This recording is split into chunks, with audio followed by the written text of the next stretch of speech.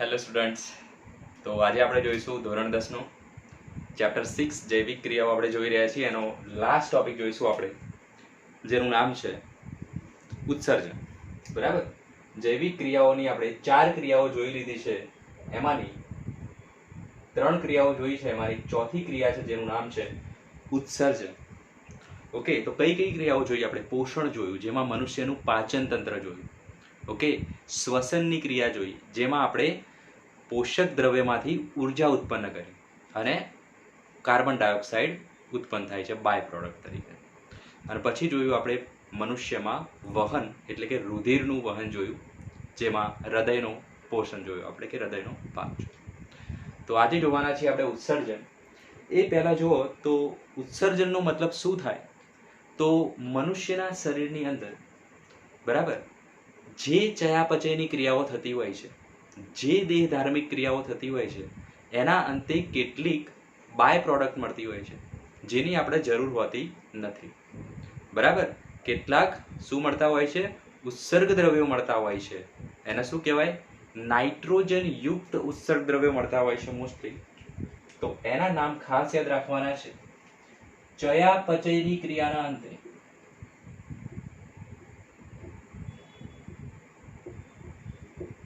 શું થતું હોય છે? ચયાપચયની ક્રિયાને અંતે કેટલાક નાઇટ્રોજન યુક્ત ઉત્સર્ગ દ્રવ્યો મળતા હોય છે. નાઇટ્રોજન યુક્ત ઉત્સર્ગ દ્રવ્યો ઉત્પન્ન થાય છે. બરાબર, અને એને શું કહેવાય? નાઇટ્રોજન ઉત્સર્ગ દ્રવ્યોના ઉદાહરણ કયા છે? તો યુરિયા, યુરિક એસિડ,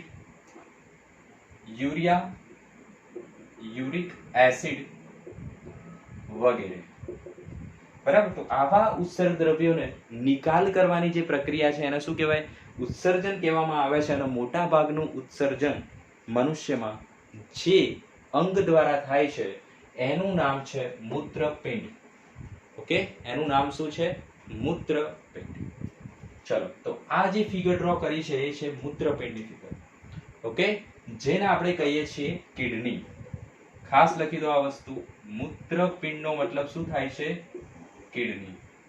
તમે ખાસ આ વર્ડ સાંભળ્યો હશે, મૂત્રપિંડ વર્ડ સાંભળ્યો હશે નહીં, એટલા માટે કિડની લખ્યું છે આપણે. ઓકે, ચલો, તો જે ઉત્સર્ગ દ્રવ્ય ઉત્પન્ન થાય છે એ એક તો ચયાપચયની ક્રિયાના અંતે ઉત્પન્ન થાય છે. મતલબ કે આપણે પાચનની ક્રિયા જોઈ, જેમાં અલગ અલગ ઉત્સેચકો બરાબર પોષણ પદાર્થને તોડે છે અને એમાંથી ઉપયોગી પાચક દ્રવ્ય બનાવતા હોય છે. અને એ પ્રક્રિયા દરમિયાન કેટલાક શું ઉત્પન્ન થતા હોય છે?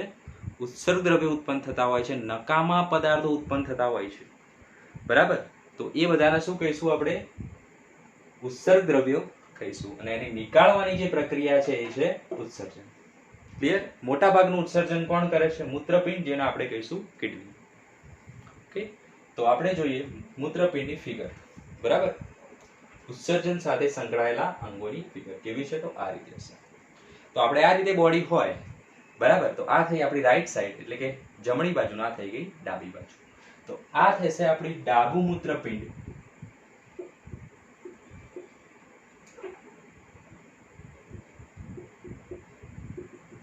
ઓકે, અને આ થશે આપણું જમણું મૂત્રપિંડ, એટલે કે શું? કિડની. એટલે શું થાય? કિડની. ક્લિયર? ચલો, તો ઉત્સર્ગ દ્રવ્યો જે ઉત્પન્ન થશે એ સામા વહન પામતા હશે બોડીમાં? આખા બોડીમાં ઉત્સર્ગ દ્રવ્ય સામા વહન પામે કયા કેરિયર દ્વારા? રુધિર દ્વારા. બરાબર, CO2 દાખલા તરીકે એક્ઝામ્પલ લઈ લો, તો CO2 નું વહન કોણ કરે છે? રુધિર કરે છે. એ જ રીતે યુરિક એસિડ અને યુરિયાનું વહન પણ કોણ કરતું હશે? રુધિર કરતું હશે. ચલો, તો આ થઈ ગયા મૂત્રપિંડ. મૂત્રપિંડ એક્ઝેક્ટલી બોડીમાં ક્યાં આવેલા હોય છે? તો શરીરમાં જે મૂત્રપિંડની જગ્યા છે એ પશ્ચ ભાગે કરોડસ્તંભ જે વચ્ચે આવેલી હોય છે, જેને આપણે વચ્ચે મણકા જેવું જે ફીલ થાય છે, એ શું છે? કરોડરજ્જુ છે. એ કરોડરજ્જુની બંને બાજુએ પશ્ચ ભાગે ઉદરના ભાગમાં આવેલા હોય છે. ઉદરના ભાગમાં મતલબ શું? નીચે. આ રીતે ઉરોદર પટલ હોય, રાઈટ? તો ક્યાં આવેલા હશે? આ થઈ ગયો પાછળનો ભાગ. આ શું થઈ ગયું? કરોડરજ્જુ. તો મૂત્રપિંડ ક્યાં આવેલું હોય છે? આ રીતે. ખ્યાલ આવી ગયો? આ રીતે આવેલા હોય છે. બરાબર. અહીંયા આપણે શું લઈ શકીએ? યકૃત લઈ શકીએ. બરાબર. જઠર આવશે અહીંયા. ઓકે, અહીંયા આવશે મોટું આંતરડું. ક્લિયર? તો એ આખો ભાગ રહ્યો યકૃત, જઠર, મોટું આંતરડું. બરાબર. એની પાછળના ભાગે આવેલું હોય છે શું? મૂત્રપિંડ. ઓકે, કરોડરજ્જુની સાઈડમાં પાછળના ભાગે ઉદરના પોલણ. ખ્યાલ આવી ગયું? એક્ઝેક્ટ પોઝિશન શું છે મૂત્રપિંડની એ ખ્યાલ આવી ગયો. ચલો, તો હવે આપણે જોઈએ કે એ ઉત્સર્જન કઈ રીતે કરે છે, એટલે કે રુધિરમાંથી ઉત્સર્ગ દ્રવ્યોને દૂર કઈ રીતે કરે છે. કોણ? કિડની. કઈ રીતે દૂર કરે છે એ પ્રક્રિયા જોઈએ આપણે. ઓકે, તો ખાસ ધીરે ધીરે સમજવાનું છે. બરાબર, નહીં તો ખ્યાલ આવશે નહીં.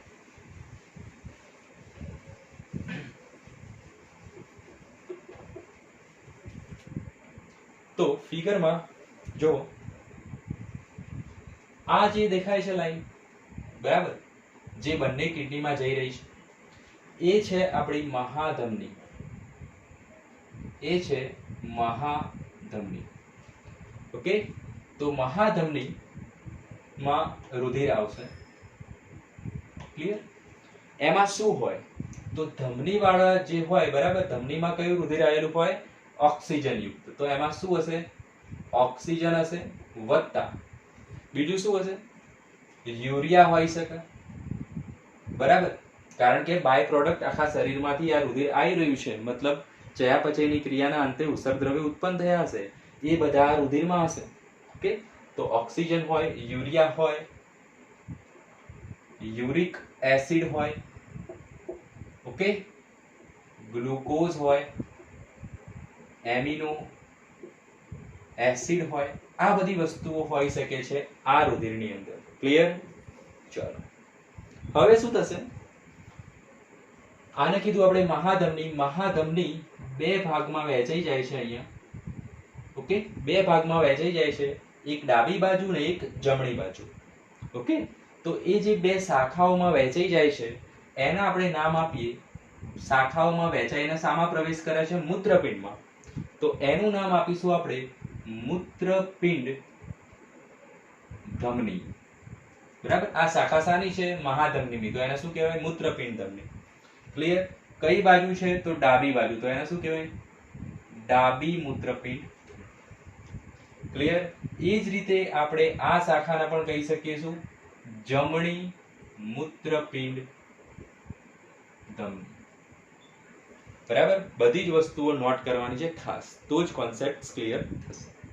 ચલો, તો ખ્યાલ આવી ગયો. ધમની, એની બે શાખાઓ.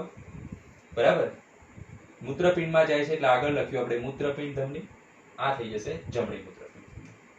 એ જ રીતે આ જે છે, ચલો એને પછીથી જોઈશું. તો આ જે રુધિર આવ્યું એન્ટર, એમાં શું શું છે? રિપીટ કરો. ઓક્સિજન છે અને કેટલાક દ્રવ્યો છે. બરાબર, એ રુધિર લઈને આવી રહ્યું છે અને શામાં પ્રવેશ કર્યો હોય? એને કિડનીમાં પ્રવેશ, એટલે કે મૂત્રપિંડમાં પ્રવેશ કરી લીધો છે. હવે એની અંદર આ રીતેની રચનાઓ આવેલી હોય છે. બરાબર, એક્ઝેક્ટ આ રીતેની નથી હોતી, થોડોક ફેરફાર હોઈ શકે. બરાબર, તો મૂત્રપિંડની અંદર આ રીતેની રચનાઓ આવેલી હોય છે. ઓકે, અને આના શું કહેવાય? તો આ જે દરેક રચના રહી એને કહેવાય મૂત્રપિંડ નલિકા. મૂત્રપિંડ નલિકા. ઓકે, જેમ સજીવ શરીરનો પાયાનો એકમ શું છે? કોષ છે. બરાબર, બોડીમાં કેટલા કોષ આવેલા હોય છે? કરોડોની સંખ્યામાં કોષ આવેલા હોય છે. બોડી શાનું બનેલું છે? કોષોનું બનેલું છે. એ જ રીતે મૂત્રપિંડનો મૂળભૂત એકમ શું છે? મૂત્રપિંડ નલિકા. મતલબ કે દરેક મૂત્રપિંડની અંદર લાખોની સંખ્યામાં મૂત્રપિંડ નલિકા આવેલી હોય છે, જેને ઇંગ્લિશમાં કહીએ છીએ આપણે નેફ્રોન. બરાબર, એ પણ એક યાદ રાખવા જેવો શબ્દ છે, તો આપણે લખી દઈએ નેફ્રોન. શું છે? પાયાનો એકમ છે કિડનીનો. ક્લિયર? કેટલી સંખ્યામાં હોય? લાખોની સંખ્યામાં. અહીંયા આપણે 5-6 બતાવી દીધા છે. રાઈટ? ચલો, તો હવે શું થશે, આ રુધિર આવ્યું છે જેની અંદર ઓક્સિજન છે, બરાબર, અને બીજા બધા દ્રવ્યો છે, તો એ રુધિર એન્ટર થશે મૂત્રપિંડમાં અને એમાંથી એન્ટર થશે મૂત્રપિંડ નલિકામાં, બરાબર. તો હવે શું થશે, ત્યાં આગળ જેવું દરેકે દરેક કોષમાં થાય, શું થાય, ઓક્સિજન જે રહ્યો, બરાબર, એ એક્સચેન્જ થઈ જાય કોના દ્વારા, CO2 દ્વારા. તો CO2 એમાં આવી જશે, શામાં આવી જશે, રુધિરમાં, અને ઓક્સિજન નીકળી જશે. સાથે સાથે આમાંના કેટલાક દ્રવ્યો પણ નીકળી જશે, દાખલા તરીકે યુરિયા અને યુરિક એસિડ એ પણ ગળાઈ જશે અહીંયા, બરાબર. અને જે રુધિર બહાર નીકળશે અહીંથી, એમાં શું હશે, ચલો અહીંથી પણ એ જ પ્રક્રિયા થશે, અને રુધિર જે બહાર નીકળશે, બરાબર, એ જે આ દેખાય છે રુધિરની જે વાહિકા, એને કહીશું આપણે મહાશિરા. શું કહીશું, મહાશિરા. આ છે મહાશિરા, જેમાંથી રુધિર બહાર નીકળી રહ્યું છે, બરાબર. એમાં શું હશે, તો શિરા છે એટલે એમાં શું હોય, શિરા છે એટલે એની અંદર હશે એક તો CO2 plus glucose plus urea. ચલો ખ્યાલ આવી ગયો, અથવા તો CO2 એટલું લખીએ તો પણ ચાલે. ઓકે, તો આ વસ્તુ થઈ જનરલી, બરાબર. શું થઈ ગયું, યુરિક એસિડ અને યુરિયા ગળણ થઈ ગયું, અહીંયા ગ્લુકોઝ અને એમિનો એસિડ હશે, રાઈટ. શું ગળાઈ ગયું, યુરિક એસિડ અને યુરિયા ગળાઈ ગયું, અને ઓક્સિજન CO2 નું એક્સચેન્જ થઈ ગયું. ક્લિયર. એકચ્યુઅલમાં શું થતું હોય છે, તો અહીંથી મહાધમની આવે, એ બે ધમનીની શાખાઓમાં વહેંચાઈ ગઈ, ત્યાંથી એ જે રહી એ રુધિર કેશિકાઓમાં વિભાજન થાય, બરાબર. રુધિર કેશિકાઓ આગળ ઓક્સિજન CO2 ની આપલે થાય, બાકીના ઉત્સર્ગ દ્રવ્યો ગળાઈ જાય, એ રુધિર કેશિકાઓ કન્વર્ટ થશે શામાં, ફેરવાઈ જશે શિરાઓમાં, જે આ રે બે શાખાઓ રહી, બરાબર, જે શામાં વેચાઈ જશે, શિરાઓમાં વેચાઈ જશે. આ બે શાખાઓ રહી, જો જેને શું કહેવાય, મૂત્રપિંડ શિરા કહેવાય, મૂત્રપિંડ શિરા કહેવાય, રાઈટ. જે રીતે આના મૂત્રપિંડ ધમને કીધું, તો આના કહીશું મૂત્રપિંડ શિરા. આ આવશે ડાબી બાજુની મૂત્રપિંડ શિરા, અને આ આવશે જમણી બાજુની મૂત્રપિંડ શિરા. ચલો, તો ટોટલ ફિગરમાં ખ્યાલ આવી ગયો હશે હવે. ઓકે, હવે શું થઈ ગયું, જે ઉત્સર્ગ દ્રવ્યો હતા એ તો ગળાઈ ગયા, ક્યાં આગળ, અહીંયા. કોને ગાળ્યા, મૂત્રપિંડ નલિકાએ. ક્લિયર. તો બાકી જે રહ્યું, બરાબર, ગાળણ, એ શું થશે, અહીંયા આવશે.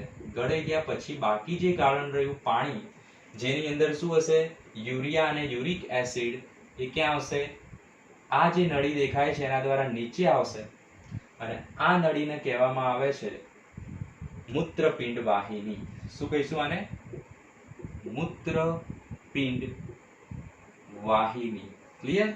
આ થશે ડાબી વાહિની, આ થશે જમણી મૂત્રપિંડ વાહિની. તો એ હવે આવે છે આ રીતેના એક અંગમાં, અને એનું નામ છે મૂત્રાશય. આનું નામ શું છે, મૂત્રાશય. પાછળ આશય આવે છે, મતલબ કશાકનો સંગ્રહ કરતું હોવું જોઈએ. તો આ શાનો સંગ્રહ કરતું હશે, મૂત્રનો સંગ્રહ કરવાનું કાર્ય કરે છે કોણ, મૂત્રાશય. ઓકે, જે સ્નાયુની બનેલી હોય છે. કેવી કોથળી છે, સ્નાયુમય કોથળી છે, મતલબ પોળી થઈ શકે થોડી, બરાબર. જેવું આવશે યુરિન એટલે કે મૂત્ર આવશે એવી પોળી થશે, સાઈઝ વધશે. ક્લિયર. અને ફાઇનલી અહીંયા મૂત્ર માર્ગ દ્વારા મૂત્રનું વિસર્જન થતું હોય છે, અને મૂત્ર માર્ગ જે રહ્યો એ શરીરની બહાર ખુલે છે, શરીરની બહાર ખુલે છે. મતલબ કે આ આખી જે અંગ છે એ ક્યાં આવેલું હોય છે, બોડીમાં જ આવેલું છે, કોઈ કન્ફ્યુઝન હોવું જોઈએ નહીં, બરાબર. આ આખી જે આપણે ફિગર ડ્રો કરી છે એ ક્યાં આવેલી હોય છે, બોડીમાં, કરોડરજ્જુની બંને સાઈડમાં, ઉદરના પોલાણમાં. કે ખાલી મૂત્ર માર્ગ જ બહાર ખુલતો હોય છે. ક્લિયર. મૂત્રાશય પણ બોડીમાં જ આવેલું હોય છે, કે કોઈ કન્ફ્યુઝન ત્યાં હોવું જોઈએ નહીં. મૂત્રાશય ના હોય તો શું થાય, તો શું થાય ભાઈ, મૂત્રનો અહીંયા સંગ્રહ જ ના થાય, બરાબર. મૂત્રાશય શું કરે છે, જેવું મૂત્રાશય ભરાઈ જાય એવું જ આપણા મગજને શું થાય, સિગ્નલ પહોંચે કે ભાઈ મૂત્રાશય ભરાઈ ગયું છે હવે, બરાબર. એટલે તરત જ આપણી બોડી શું કરશે, એનો નિકાલ કરશે. જો મૂત્રાશય ના હોય તો એવું કોઈ સિગ્નલ પહોંચે નહીં અને શું થાય, ગમે ત્યારે યુરિન થઈ શકે છે, બરાબર. તો એ ઇમ્પોર્ટન્ટ છે મૂત્રાશય. તો હવે આખી ફિગરમાં ખ્યાલ આવી ગયો હશે, મૂત્ર બનવાની પ્રક્રિયામાં ખ્યાલ આવી ગયો હશે. હજુ આપણે ડિટેલમાં જોવી હોય પ્રક્રિયા તો એને આ રીતે સમજી શકાય છે. અહીં આપણે શું કહી દીધું, સીધું જ ગળાઈ જાય છે, પણ ગળાય છે કેવી રીતે તો એ જોઈએ. તો એના માટે આ જે દેખાય છે મૂત્રપિંડનો પાયાનો એકમ મૂત્રપિંડ નલિકા વિશે સમજવું ખૂબ જ જરૂરી છે. તો આપણે આ વસ્તુને ઝૂમ કરી દઈએ, બરાબર. આ જે દેખાય છે એને કરીશું ઝૂમ, મૂત્રપિંડ નલિકા. તો એ કેવી દેખાય,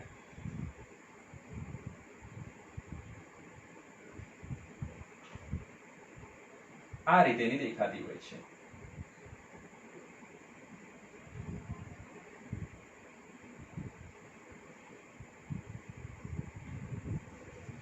કેવી દેખાય છે,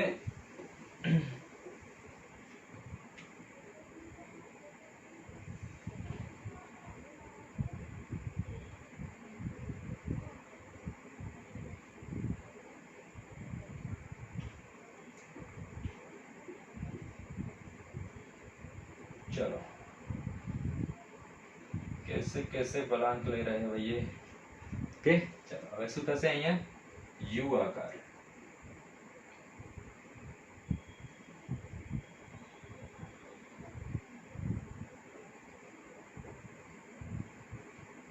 ઓકે, ચલો આ થઈ ગઈ ફિગર આપણી સારી નેફ્રોન એટલે કે મૂત્રપિંડ નલિકાની ફિગર. એક્ચ્યુઅલમાં શું પ્રોસેસ થતી હશે એ સમજવાનો ટ્રાય કરીશું આપણે.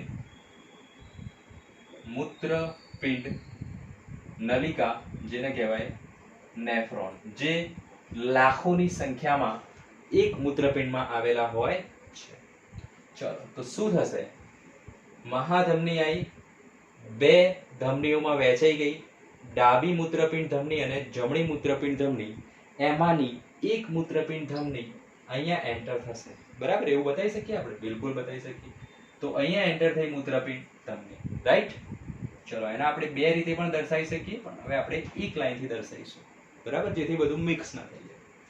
ચલો તો આને શું કહીશું આપણે, મૂત્રપિંડ ધમની, રાઈટ. કોઈ બી હોઈ શકે, રાઈટ લેફ્ટ કોઈ બી હોઈ શકે, કારણ કે આપણે એક જ નેફ્રોન લઈને સમજી રહ્યા છીએ. તો આ જે ભાગ દેખાય છે જે કપ આકારનો ભાગ છે અને એનું નામ છે શું, બાઉમેન કોથળી. શું નામ છે, બાઉમેન કોથળી, જે કપ આકારનો રચના ધરાવે છે, બરાબર. જેની અંદર શું આવેલું હોય છે, ગૂંચળામય રચના છે એની, બરાબર. ગૂંચળામય રચના છે, એની અંદર રુધિર વાહિનીઓ આવેલી હોય છે. આ મૂત્રપિંડ ધમની વહેંચાઈને શામાં વહેંચાઈ જાય, રુધિર વાહિનીઓમાં વહેંચાઈ જાય, ક્લિયર. તો અહીંયા શું થશે, એ રુધિરનું અહીંયા ગાળણ થઈ જશે. ખ્યાલ ગયો, શું થશે, અહીંયા એ ગળાશે. અને કયા પદાર્થો એન્ટર થશે મૂત્રપિંડ નલિકાની અંદર, તો મૂત્રપિંડ ધમનીમાંથી એ રુધિરમાંથી અહીંયા આવી જશે પદાર્થો કયા, તો લખી શકીએ આપણે યુરિયા, યુરિક એસિડ, ક્ષાર, ગ્લુકોઝ, એમિનો એસિડ. ઓકે, તો શું થયું, રુધિરમાંથી આ બધા જ પદાર્થો અહીંયા આવી એકદમ પ્રેશરથી અહીંયા ગાળણ થાય છે. ઓકે, તો આ જે રહ્યું એને શું કહી શકીએ આપણે, ગાળણ કહી શકીએ. ગળાઈ ગયું, બરાબર. ગળાઈને અહીંયા આવ્યું તો એને શું કહેવાય, ગાળણ. અને ગાળણમાં કયા પદાર્થો હોય છે, યુરિયા, યુરિક એસિડ તો ખરા જ, પરંતુ સાથે સાથે ક્ષાર, ગ્લુકોઝ અને એમિનો એસિડ પણ હોય છે. એમાંથી ગ્લુકોઝ, એમિનો એસિડની તો આપણે ખૂબ જ જરૂર છે બોડીને, બરાબર. અને એને જ આપણે રુધિરમાંથી ખેંચી લીધા, બરાબર. ચાલે? તો એ તો બિલકુલ ના ચાલે, બરાબર. આની તો જરૂર છે. ખાલી આપણે આ બંનેને જ નીકાળવાના હતા અને થોડા ઘણા ક્ષારને પણ નીકાળવાના હતા, પરંતુ આ બંનેને નીકાળવાના હતા નહીં, બરાબર. તો વધુ સમજો આગળ શું થશે હવે. તો હવે આ રુધિર વાહિની આ રીતે આવશે, સમજી લો કે આ ડબલ છે, બરાબર. તો રુધિર વાહિની અહીંયા પણ વીંટળાયેલી હોય છે, રાઈટ? આ રીતે તમે ફિગર એક્ઝામમાં પણ ડ્રો કરી શકો છો, કોઈ જ ખોટું નથી. બુકમાં તમારે અહીંયા બહુ બધા ગૂંચળા આપ્યા છે, બરાબર? એવું દોરવાની જરૂર નથી, આવશ્યકતા નથી.